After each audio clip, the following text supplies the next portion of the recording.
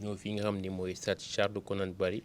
pour def débrief avant match bi nga xam ne moo nar a dox si diggante Sénégal ak Guinée mu nekk finale de la groupe C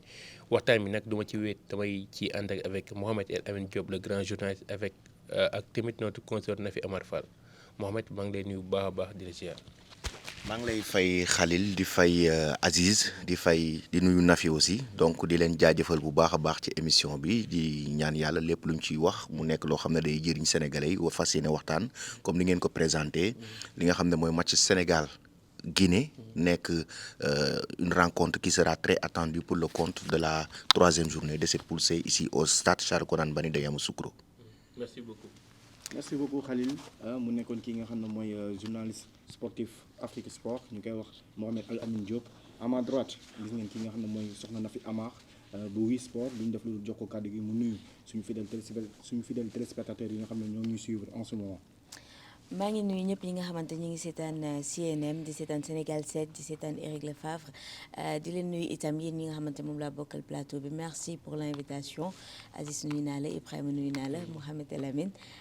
ravi de te retrouver ici. merci beaucoup mu nekk Nafi Amar Wii Sport TV alors suñu mbokku internautes yi ak suñu mbokku téléspectateurs yi dañuy fas yéene waxtaanee yéen comme ni mu koy waxee tout à l'heure sama début sujet ñu fas yéene def li nga xam ne mooy briefing avant match mu nar a dox si diggante ak Sénégal ak équipe bi nga xam ne mooy Guinée. muy Syli national ginnaaw loolu nag dañuy daal di ñëw si 2 premières sorties yi nga xam ne Sénégal jot na see génn mu nekkoon match yu important contre la Gambie et contre le Cameroun dama si daal di jox kàddu gi rek Khalil. voilà. waaw Aziz kàddu yi am na solo Sénégal def na 2 sorties mu joué Gambie nekk suñu ay voisins nekk tamit match derby ñu gagné ko 3-0 daal di joué aussi ak ki nga xamante ne mooy suñu mbokk camerounais yi mu nekkoon match bu bëri enjeu match bu bëri coow. mais par la grâce à Dieu ñu gagné tamit Cameroun avec la manière dur ko 3-1 dañuy daal di ñëw tuuti si enseignement yi nga xamante ni moom la ñu war a tiré si ñaari sorties yi. damay jox kàddu gi nga xam ne mooy Mohamed El Amine Diop mu tiré ñu les enseignements de ce match. waaw mooy ñaari match yi Sénégal mujjee joué. boo xoolee ñaari match yu métti la. déjà il faut que ñu rappeler tuuti contexte bi parce que Sénégal mooy l'équipe à battre dans cette compétition mooy champion d'Afrique jël li nga xam ne mooy coupe d'Afrique bi. donc bu waree ñëw songaat compétition bi d'habitude dañuy gis équipe yi nga xam ne ñoom ñooy gagné coupe d'Afrique bu ñu ñëwee à part l'Égypte lors des années 2008 2010 équipe yi si ñëwaat yëpp gagné woon coupe d'Afrique bu ñu ñëwee soit premier tour dañuy am difficulté wala ñu éliminer leen. donc Sénégal ñëw dans un premier temps mu relever un défi bu important mooy il a démarré fort dans cette compétition nga ñëw contre la Gambie ñu foogoon ne c'était un match très difficile certes c'était difficile mais le Sénégal a bien entamé la rencontre bii bu mu njëkk dugal moo ko permettre mu gën a nekk ci match bi am confiance ba gagner Gambie ñu ñëw deuxième match bi ñëpp xam nañ ne c'est un choc des lions indomptables lions de la Teranga Cameroun yàgg néewal doole Sénégal ci Coupe d'Afrique surtout on se rappelle suñuy papa yi dañuy nettali Caire 86 dañuy nettali Sénégal 92 nu mu nekk ay enseignements yu yàgg yoo xamante ne nii jaar nañ fa ak Cameroun 2002 finale on se rappelle de cette rencontre ñu war a dajawaat ak moom phase finale Coupe d'Afrique 2017 Cameroun éliminé ñu quart de finale donc ñu war a dajeek moom encore match de poule donc Sénégal gagné Cameroun avec la manière parce que enseignement bi ñu ci mën a tirer mooy la façon dont bi Sénégal gagné Cameroun est très importante sur le plan du jeu équipe Sénégal dafa def li ñuy wax masterclass c'est-à-dire du début à la fin Sénégal dafa dominer Cameroun dans cette rencontre avec des jeunes joueurs yoo xamante ne nii dañoo ñëw créer le Cameroun ay énormément de problèmes c'est-à-dire équipe bi gagné Coupe d'Afrique du même équipe moo dóor Cameroun. On a des joueurs comme Lamine Camara qui s'est illustré ci CAN bi. Pape Matar Sarr qui a fait un excellent match. Pape Gueye aussi. Donc qui a vraiment fait un très bon match donc milieu terrain boobu noonu pour man moom moo gën a indi jafe-jafe Cameroun. Contre Gambie aussi c'était le même à peu près le même milieu terrain qui a créé des difficultés à la Gambie. En parlant de Pape Gueye sax tey jii lan nga ñu mën a waxal ci Pape Gueye dañ ko suspendre mu toog à peu près benn 3 à 4 mois yoo xamante ni joué ko mais ñu gis ko ci CAN bi mu indi fraîcheur. Effectivement ñu gis benn Pape Gueye boo xamante ni day joué ci différentes registres yi nga xamante ni moom la Aliou Cissé di ko joué loo. Effectivement fraîcheur bi moo ko permettre physiquement il est très à l'aise donc on a eu écho même que Pape Gueye dañ ko utal préparateur physique pour que mu préparer Coupe d'Afrique bi. Aliou Cissé daf ko may confiance période de suspension Pape Gueye xamul na day dem Coupe d'Afrique parce que am nañ écho comme quoi que dafa waxtaan ak Aliou Cissé mu jox ko confiance xamloo ko dina dem Coupe d'Afrique mu ut préparateur physique bu koy préparer période de 4 mois suspension boo xoolee Pape Gueye dafa ñëw rek nekk à l'aise li ko waral mooy fraîcheur bu mu indaale ci CAN bi préparation bu mu ci def bu spécifique moo tax ñu ngi ko doon laaj tout le temps zone mixte lan moo waral ndax préparation dafa particulière quoi parce que Pape Gueye physiquement daan ñu ko woon gis ci registre bi dañ daan gis un Pape Gueye qui ne terminait même pas les matchs bu joué waan 60 minutes da nga koy gis carrément mu sombré physiquement. boo xoolee 3 matchs yi nga xam ne moom la Sénégal joué match amical bi nga xam ne moom lañ joué ak Soudan match bi nga xam ne moom lañ joué ak Gambie match bi nga xam ne moom lañ joué ak Cameroun match bu ne ak Pape Gueye ni mu koy entamé. Exactement sur le plan physique surtout laay gën a insister physiquement loolu moo ko koy fraîcheur bi mu indaale moo ko permettre mu nekk à l'aise parce que Pape Gueye abattage yi. Pape Gueye c'est un joueur boo xamante ne nii boo xoolee moom style am il faut qu'il soit à l'aise physiquement pour que mu mën a def pour mu mën a wane son talent parce que c'est un joueur boo xam ne il prend du temps à entrer dans un match Pape Gueye c'est un faux lent ñëpp xam nañ ko donc waaw c'est un faux lent c'est-à-dire bu jouer tu as l'impression que il est très lourd il est très lent mais plus match bi di dem plus muy gën a nekk à l'aise et tu voyais comment il y avait la cohésion dans le jeu entre moom Lamine Camara Pape Matar Sarr le jeu était très fluide ils étaient à l'aise ce sont des jeunes ils sont techniques donc ils sont capables de jouer un jeu boo xamante produire un jeu qui assez riche looloo waral tey mu trio boobu mu impressionné carrément li nga xam ne mooy amateur football yi tey sax gis naa ci médias sénégalais yi qui ñu titré comme quoi que la jeunesse a pris le pouvoir au milieu. damay ñëw ba tey ci Pape Gueye ci prestation bi nga xam te ne moom la def keroog gis nañ ci défense à 3 bi à chaque fois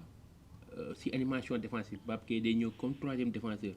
bu fekkee dañoo nekk dans l'animation offensive Pape Gueye day projeté vers l'avant moom moo def sortie de balle. waaw défense à 3 bi c'est un système hybride. c'est-à-dire c'est un système boo xamante ne nii défense à 3 la mais boo waree animer jeu bi comme ni nga ko wax boo waree attaquer Pape Gueye dafay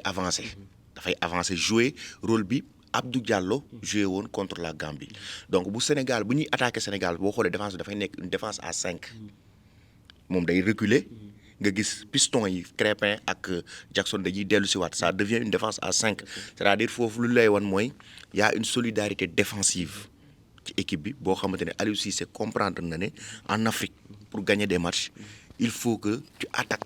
il faut attaquer ensemble il faut défendre ensemble c'est-à-dire équipe adverse bi doo ko may ay espace looloo waral mu teg système boobu noonu pour que équipe bu saa yu la attaqué repli défensif bi dafay gaaw automatiquement tu as une défense à 5 qui se regroupe donc tu pourras te défendre mais bu fekkee da nga war a attaquer tu as des atouts tu as des flèches sur les côtés tu peux organiser le jeu au milieu waaw. Merci beaucoup Pape Ibrahima Ndiaye alors soxna Nafi Amar ginnaaw Sénégal bu mu joué ñaari match yi c'est la même question ban enseignement nga ñu si mën a tiireel. enseignement bi ñu ci mën a tirer bu njëkk bi mooy l'équipe va bien l'équipe se porte bien am na benn mental boo xam te gis nañ ko ci équipe bi am na benn fraîcheur boo xam te gis nañ ko ci am na benn forme boo xam te gis nañ ko ci équipe bi parce que li ñuy xaarandi ci Coupe d'Afrique bi mooy ñun ñoo nekkoon équipe champion d'Afrique mais bañ jëlee coupe bi après dañoo dem coupe du monde bi ñu éliminé ñu en 8e de finale et puis ñu ñëwaat ci Coupe d'Afrique bi Coupe d'Afrique nag mooy loo xam te boo fa egsee yow la nga jotoon a jël ak la fa nga jotoon a jaar yëpp lépp da nga koy jël teg ko ci suuf nga jël sa compteur yi defaat ko à 0 on a vu ce qui s'est passé récemment avec Maroc bokk ci demi-finale ci Coupe du monde yi même ñëwee Coupe d'Afrique mi ngi ni ay jafe-jafe lay dund ci phase de poule yi loolu dalul par exemple Sénégal au fur et à mesure qu'on avance dans la compétition observateurs yëpp nangu nañ ni Sénégal am na équipe boo xamante en forme la nekk instant bi nii et lii firndeel équipe en forme bi rek mooy peut-être au début on a douté pour nos attaquants mais au fur et à mesure qu'on a avancé gis nañ ni instant bi équipe bi polyvalence la am ci attaque bi quand je parle d'attaque nag ça veut pas simplement dire les attaquants ça veut dire tout joueur prêt à marquer un but wala être disposé à marquer un but sur le terrain loolu moo intéressant instant bi ni ci biir équipe nationale du Sénégal bi et moi l'enseignement que je tire quand je regarde les deux matchs aussi mooy tey équipe nationale du Sénégal dafa am banc c'est-à-dire bu ñuy changer képp ku ñu dugal da ngay pare pour jouer ça on l'avait pas ci Coupe d'Afrique bi nga xamante moom lañ doon jouer dañ doon jouer di dugal ay remplaçants yoo xam dañ doon ralentir jeu bi wala nga gis leen xam ni ñii dañ doon wax ni parce que Aliou daanu leen permettre ñu doon jouer lu bëri moo tax bu ñu duggee ci terrain bi dañuy perdre seen ay automatisme mais loolu dalul équipe nationale du Sénégal instant bii nii à chaque fois qu'on met un joueur mu dugg sur le terrain tu vois clairement que ni joueur bii nii pare na pour dugg sur le terrain donc loolu ay enseignements yu positifs lu ñuy gérer lu ñuy noter la ci équipe nationale du Sénégal et ce qu'on apprécie tous aussi nañ ko wax parce que bu doon jàll à côté aussi dañ ko doon critiquer mais Aliou Cissé comment il arrive à gérer l'équipe techniquement ça se passe bien tactiquement ça se passe bien et son message passe clairement c'est-à-dire aujourd'hui nii am na benn maîtrise boo xam te am na ko ci effectif am mën na gérer joueur bu nekk mën na gérer vie de groupe bi mais sur le terrain aussi on remarque ni Aliou Cissé tactiquement mi ngi gérer effectif am comme ni mu ci ko waxee. Mentalement ça se passe bien. comme techniquement comme ni nga ko waxee. sur le plan technique et tactique aussi ñu gis benn évolution. équipe nationale du Sénégal mu génn ci ñaari sorties dugal 6 buts. mu nekk li nga xam ne daa woon faral di am ci yeneen compétition yi nga xam ne jóge nañ ci. ana ban kàddu nga ñu mën a andi ci loolu tamit. je pense que observateur yëpp benn faiblesse boobu rek lañ trouvé woon Sénégal mooy pointe yi dañoo am problème pour marquer mais dañoo war a comprendre Aliou Cissé ni muy jouer ak ay pointam Aliou Cissé lan moo ko intéressé mooy bu ñuy attaqué ñëpp attaqué ndoo défense ba attaque ñëppay attaqué ndoo bu ñuy défendre aussi ñëppay attaqué ndoo je pense que match bi passé on l'a vu loolu moo taxoon sax mu doon gën a utiliser Boulaye Dia parce que Boulaye Dia da ko doon apporter lu bëri foofu day wàcc ba ci suuf défendre jël bal bi yéegaat ak moom loolu nag c'est un système boo xam te au début dañ doon indil ay problème mais au fur et à mesure ñuy jouer daf ñoo apporter ay satisfaction parce que qu'est-ce que ça permet bu ñëpp di attaquer ndoo ñëpp di défendre n'importe qui peut marquer un but un défenseur peut marquer un but un milieu de terrain peut marquer un but un attaquant peut marquer un but premier match yi gis nañ ni quand on a eu des difficultés ci attaque parce que ñëpp xam ne Sénégal bu jouer dinañ museler pointe bi museler Sadio Mané du coup ñi ci des la ñuy bàyyi mu libre mais kan bi ñun dañ leen bett parce que kenn yaakaarul woon que ni Lamine Camara dina def li mu def doublé ci premier match bi ñëpp ñun entre Sénégalais xamoon nañ ni Lamine poson la. bu demee dina leen gaañ. mais on s'attendait pas à ce que mu am tey jii nii espace yu ñu koy ouvriral ba muy dem di marqué bay def li nga xam te moo di doublé bi. personne ne s'attendait bon Pape Matar Sarr ñëpp gis nañ li nga xam te moom la doon joué Tottenham mais xool leen ni ñu koy utiliser ci biir équipe nationale bi di ko may espace muy projeté wu. en fait foofu la leen Aliou njuujee parce que ñëpp dañoo miser woon sur Sadio Mané miser woon suñu attaquant en pointe yi nga xam dañoo am problème Aliou nag créer un espace boo xamante ça permet à nos milieux de terrain de marquer des buts et pour man le système gagnant la. merci beaucoup ponk yi am na solo Pape Ibrahima Ndiaye. am na leneen tamit beneen constat bi nga xam ne am na mooy le réveil du leader technique muy l'emblématique du football sénégalais muy Sadio Mané alors Pape Ibrahima. waaw Aziz Sadio Mané gis nañu il s'est réveillé si deuxième match bi nga xam ne moom lañ jógee barki démb ñu nag Cameroun parce que Sadio Mané nekk na joueur boo xamante ni sur le terrain day peser lourd Sadio si biir terrain dañ koy sóoraale Sadio bu doxul sax nga bàyyi ko si terrain day rey équipe moo tax actuellement foo tourner si dëkk bi dañu naan Sadio loolu dafa baax si statut équipe nationale du Sénégal tey jii nii Sadio Mané nekk na joueur boo xamante ni c'est un joueur de classe mondiale. il pèse trop sur le plan mental. waaw sur le plan mental il pèse te soo xoolee ak registre bi nga xamante ni moom lay joué léegi nii Sadio Mané nekk na joueur bu libre tantôt day ñëw dans l'axe tantôt mu dugg sur les côtés tantôt mu coulissé dugg à l'intérieur libéré couloir bi mooy ki nga xamante ni mooy Ismaïla Jacob te loolu noonu Sadio Mané li muy def noonu sur le côté droit sur le côté gauche Ismaïla Sarr moom la war a defal ki nga xamante ni mooy Krépin Diatta si côté droit bi mu dugg intérieur libéré espace bi pour latéraux yi di def seen centre soo xoolee complicité bi nga xamante ni Sadio Mané amoon na ko ak ki nga xamante ni mooy Saliou Ciss loolu dañ ko soxla si côté droit bi mooy entre Crépin ak ki nga xamante ni mooy Ismaïla Sarr loolu noonu nekk connexion boobu noonu dafa manqué te tey jii Sadio Mané c'est un joueur boo xamante ni c'est très attendu ñëpp a ngi koy xaar tey jii mu confirmer ci niveau bi nga xamante ni moom la nekk. waaw bon déjà dans un premier temps pour rebondir ci li na fi doon wax léegi dama ciy souligner benn point bu important c'est la progression d'Aliou Cissé. Tactiquement la personne Aliou Cissé il a progressé tactiquement parce que boo xoolee quoi qu'on puisse dire depuis 2015 mi ngi yor équipe nationale bi pour man ci diggante bi il a reçu énormément de critiques. Donc et ces critiques l'ont fortifié, lui ont permis de progresser sur le plan tactique, d'emmagasiner beaucoup de connaissances par rapport ak liggéey bi muy def mooy métier d'entraîneur bi surtout tactiquement muy dem di def ay recherches, tu vois jéem a comprendre un peu comment jouer en Afrique parce que des fois entraîneurs yi Sénégal daan am auparavant dañuy nekk ay entraîneurs de haut niveau ku ci mel ni Alain Giresse on ne le présente pas. ku ci mel ni Kasper Zak xam nañ ko mais ce sont des entraîneurs doo xam ne du ñu comprendre football africain naka la ñu war a jouer en Afrique donc Aliou dafa comprendre loolu tactiquement il a progressé sur ce plan loolu pour man c'est à souligner maintenant le cas Sadio Mané pour man Sadio reste un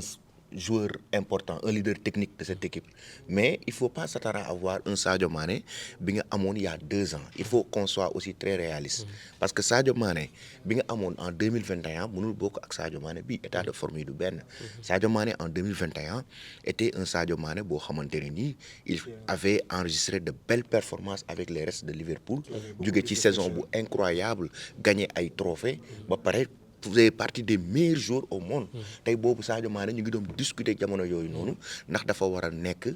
un Sadio Mané bu war a gagner Ballon d'Or devant Lionel Messi. donc jamono jooju il était au sommet de son art.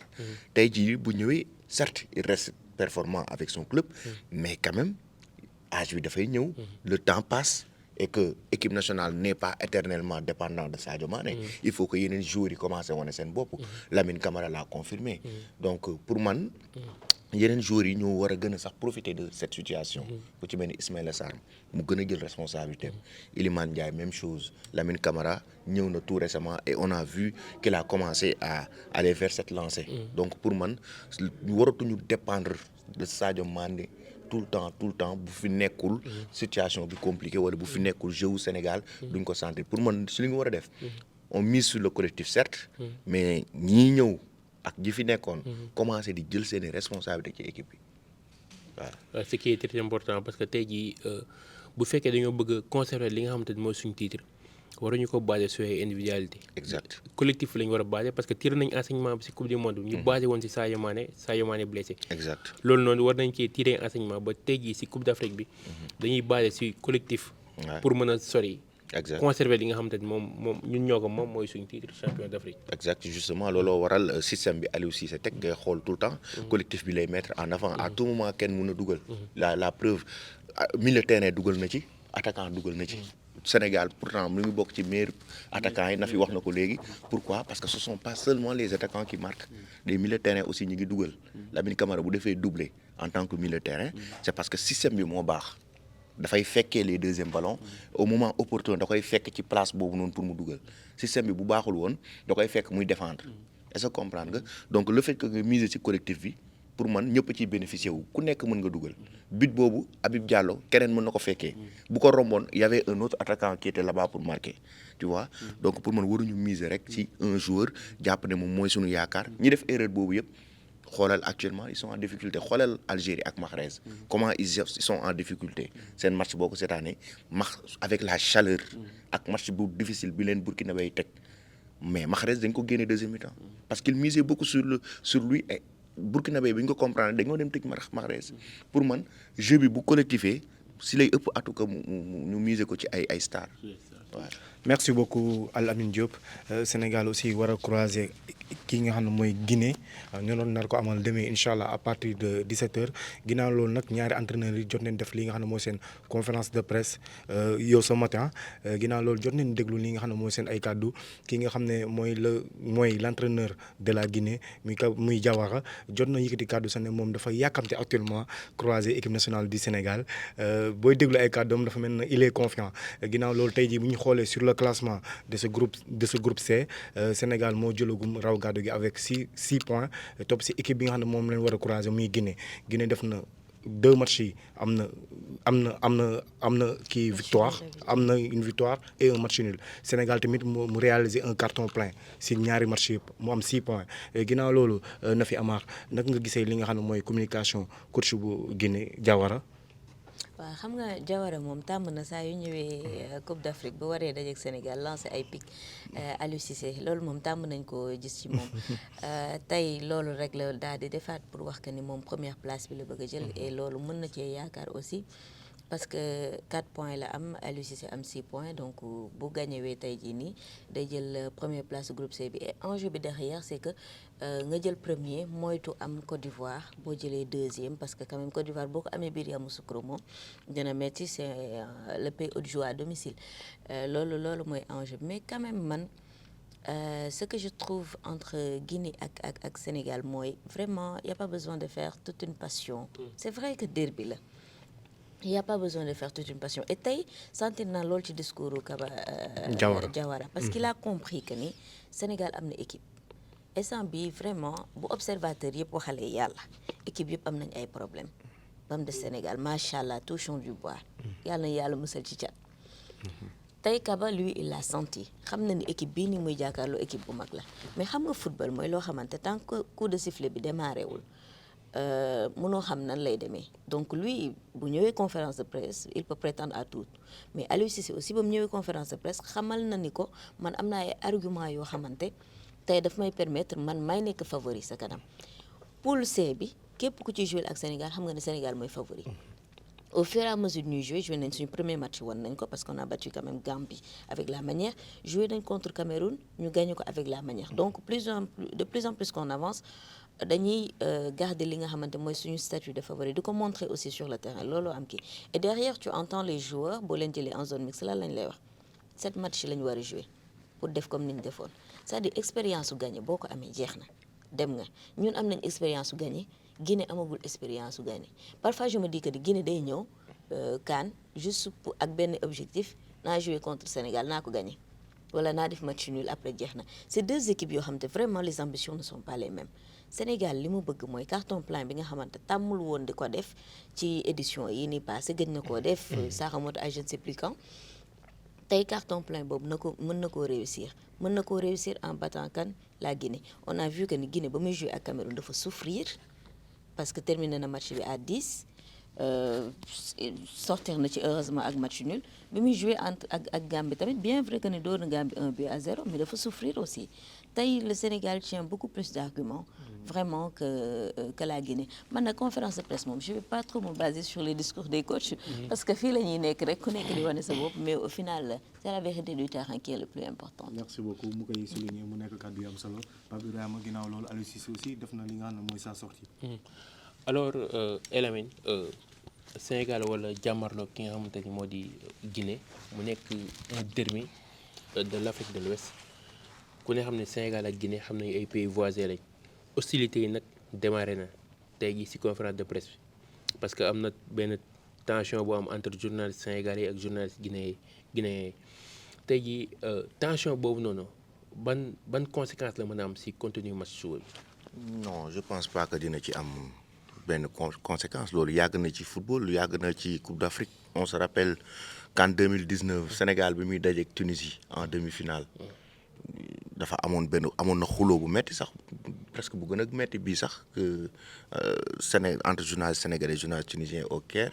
ba sax gars ñi ne seen imposer seen joueur ne langue bii ngay wax sunu joueur ñëw ñu imposer ko naka làkk bii ngay wax tu vois pour man loolu ça fait rien ci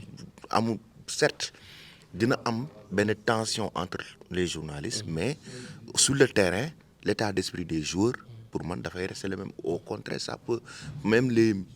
gën leen a motiver tu vois mais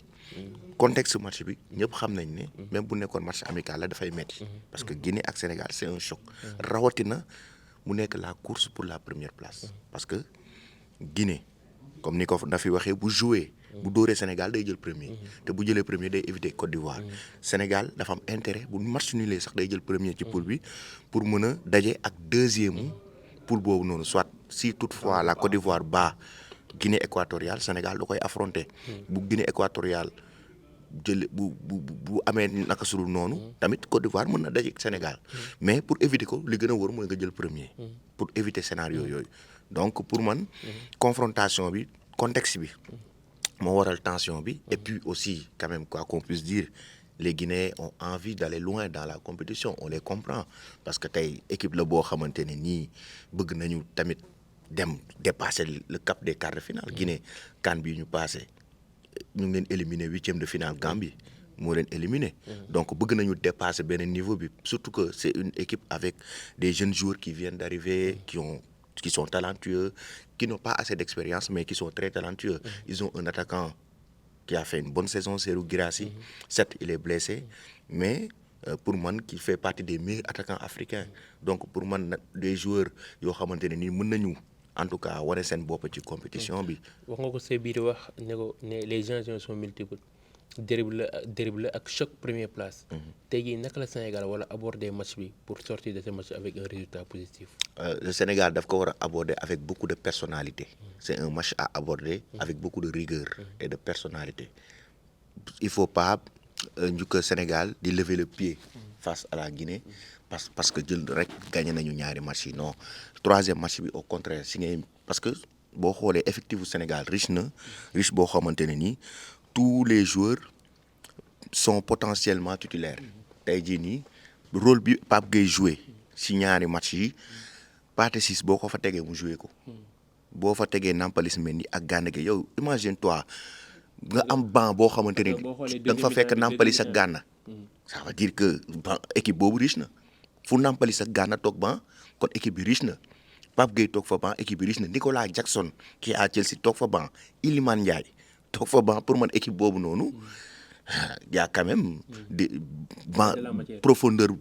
de banc bu incroyable nga am pour man même bu fekkee da ngaa tourner équipe bi changer warul changer dara ci ay ambition ay objectif ak rigueur dans le jeu bi nga xamante ne nii moom la Aliou Cissé di jouer surtout système bii mu indi ci Coupe d'Afrique bii pour man joueur bu ci ñëw bees sax da nga ciy adapté wu directement waaw. merci beaucoup Pape Ibrahima Al Amine Diop comme ni nga ko waxee rek Sénégal war a xëccoo li nga xam ne mooy la première place Sénégal Guinée nag di ko xëccoo ndax tey jii Sénégal bu terminé première place dina am benn atu voilà c'est ça moom la ñu doon souligner tout à l'heure damay daal di ñëw si na fi avant bu wax ñu Sénégal naka la war a mën a dérouler boobu jongante face à la Guinée. Pour man adversaire yi ñooy changer rek mais match yi benn la damay rejoindre les joueurs yi di wax 7 match la ñu war a jouer pour jëlaat suñu Coupe d'Afrique bi ñibbiwaat ak moom 7 match la man je suis pas de ceux qui pensent que ni tey dañoo war a bàyyi ñii ñu reposer wu ñii ñëwaat ñu changer équipe bi wala dara man je suis d'avis ci ñi nga xamante dañuy xalaat que ni on ne change pas une équipe qui gagne. tout à fait. 7 match la ñuy jouer 3e bi donc lañ toll nii. 3e bi on va jouer avec les mêmes arguments. li nga xamante moom la ñu am li nga xamante moom la ñu mën a jouer ñi nga xamante ñoom ñoo nekk en forme parce que tey quoi qu'on puisse dire c'est vrai on a un effectif de 26 joueurs instant bi nii parce que xam ngeen ni Abdallah Sima nekkatu fi mais am na ci ay joueurs yoo xam te ñi ngi traîner ay bobo te rien n'est sûr que ni ils seront titulaires ou pas tey loolu mooy nécessité wu profondeur de banc wu el bi nga xamante Elamine mi ngi ko doon wax léegi parce que ku ñu titulariser rek di nga xam ne noonu nga war a pare nga pour jouer 3e match la ñuy jouer 3e finale la dañuy jouer Guinée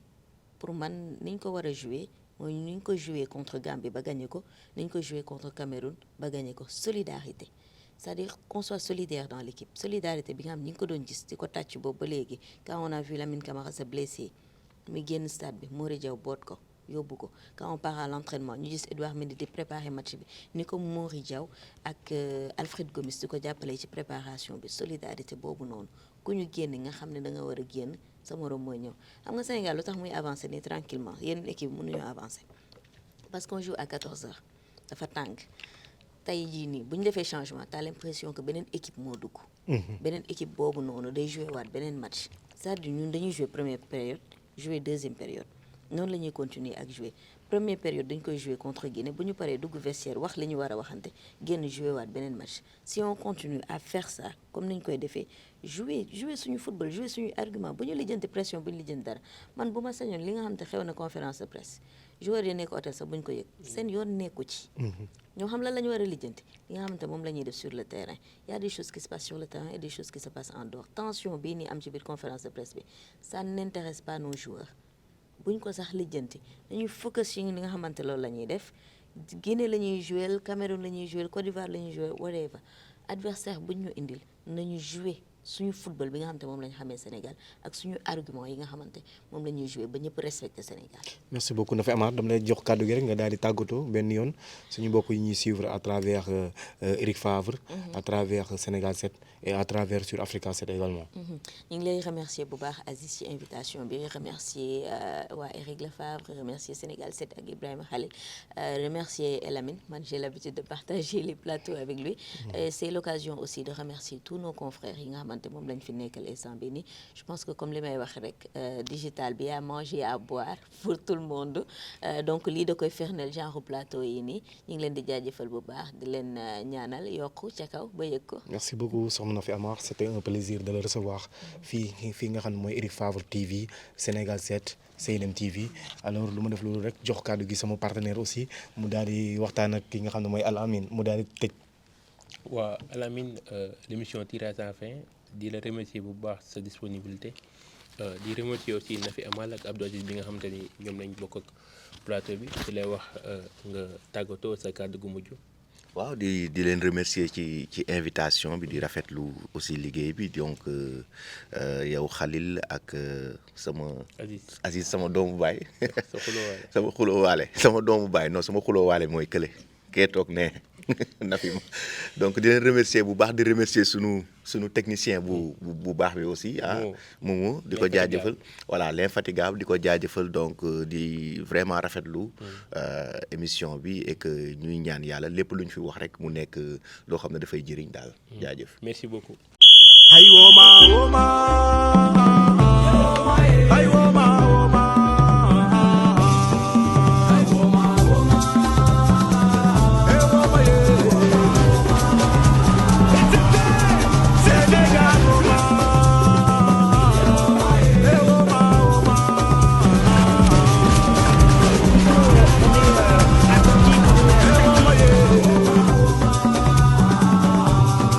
Sénégal,